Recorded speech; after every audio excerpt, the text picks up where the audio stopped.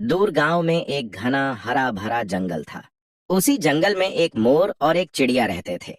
दोनों अच्छे दोस्त थे। एक दिन जब मोर और चिड़िया पेड़ों के नीचे टहल रहे थे, उनकी नजर जमीन पर पड़े दो चमकते हुए मोतियों पर पड़ी। एक मोती लाल था और दूसरा हरा। चिड़िया ने कहा, ये तो कितने सुंदर हैं। मैं लाल वाला मोती लूंगी, अपने घोंसले को सजाऊंगी। ऐसा कहकर चिड़िया लाल मोती उठा लेती है और अपने घोंसले की ओर उड़ जाती है। मोर चिड़िया को जाते हुए देखता रहा। उसने हरा मोती उठाया और सोचा, अगर मैं चिड़िया का मोती ले लूं तो मेरे पास दो हो जाएंगे। पर फिर मोर ने हरा मोती वहीं छोड़ दिया और चिड़िया का मोती लेने का फैसला किया। मोर चिड़िया के घोंसले के पास जाता है, उसे नीचे बुलाता है और अपना लाल मोती दिखाने के लिए कहता है। चिड़िया अपने घोंसले में जाती है और वहां से लाल मोती लेकर मोर के सामने बड़ी खुशी से रख देती है। तभी मोर वो लाल मोती लेकर उड़ जाता है। चिड़िया उसे रोकने की कोशिश करती है पर उसे रोक नहीं पाती। मोर की इस हरकत पर चिड़िया को बहुत गुस्सा आता है। मोर चिड़िया का मोती लेकर पीपल के पेड़ पर बैठ जाता है। चिड़िया उसी पीपल के पेड़ के पास आती है, उसे सारी बात बताती है और मोर को अपने पेड़ से हटाने की बात करती है। पर पेड़ मना कर देता है, ये कहकर कि मुझे तुम्हारे मोती से क्या लेना देना। ये सुनकर चिड़िया बहुत दुखी हो जाती है। तभी उसे कुछ आवाज आती है। वो एक लकड़हारा था जो जंगल में लकड़ियां काट रहा था। चिड़िया वहां जाती है और सारी बात बताकर पेड़ को काटने के लिए कहती है, लेकिन लकड़हारा मना कर देता है, ये कहकर कि तुम्हारे मोती के लिए मैं पीपल का पेड़ नहीं काट सकता। चिड़िया निराश होकर राजा के दरबार में जाती है और उन्हें सारी बात बताकर लकड़हारे को दंड देने की बात करती है।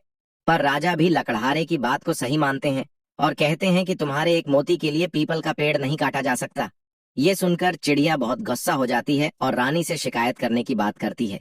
चिड़िया रानी के पास जाती है और सारी बात बताकर राजा से रूठने की बात करती है। लेकिन रानी गुस्सा होकर कहती है, मैं तुम्हारे मोती के लिए राजा से नाराज नहीं होंगी।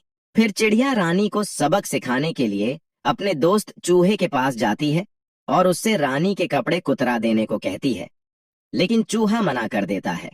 चिड़िया वहां से उड़ जाती है और कहती है, मैं तुम्हारी शिकायत बिल्ली से करूंगी। चिड़िया बिल्ली के पास जाती है और चूहे को खाने के लिए कहती है, लेकिन बिल्ली उसकी बातों पर ध्यान नहीं देती। चिड़िया गुस्से में वहां से चली जाती है और कहती है, मैं तुम्हारी शिकायत कुत्ते से करूंगी। चिड़िया सिर झुकाकर कुत्ते से मदद मांगती है और बिल्ली को सबक सिखाने को कहती है, लेकिन कुत्ता भी मना कर देता है।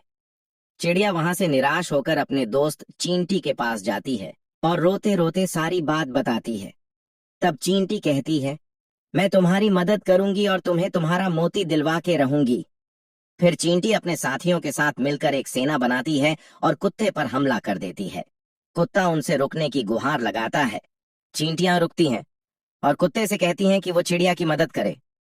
फिर कुत्ता मान जाता है और बिल्ली के पास जाकर उसे धमकी देता है, अगर तूने चिड़िया की बात नहीं मानी तो मैं तुझे खा जाऊंगा। बिल्ली भागकर चूहे के पास जाती है और कहती है, अगर तूने चिड़िया की मदद नहीं की तो मैं तुझे खा जाऊंगी।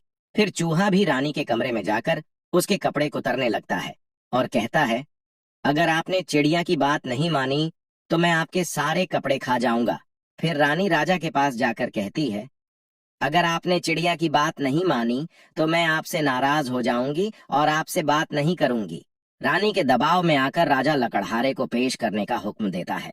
फिर लकड़हारे के आते ही उसे डांटते हुए कहता है, जैसे चिड़िया कह रही है वैसे ही करो, वरना मैं तुम्हें दंड दूंगा। लकड़हारा पेड़ के पास जाता है और कहता है, आज मैं तुम्हें काट दूंगा क्योंकि तुमने चिड़िया की बात नहीं मानी और मोर को नहीं भगाया। ये सब सुनकर मोर डर जाता है और लकड़हारे से कहता है, ये पेड़ मत काटो, मैं चिड़िया को उसका मोती वापस कर दूंगा और उससे माफी मांग लूंगा।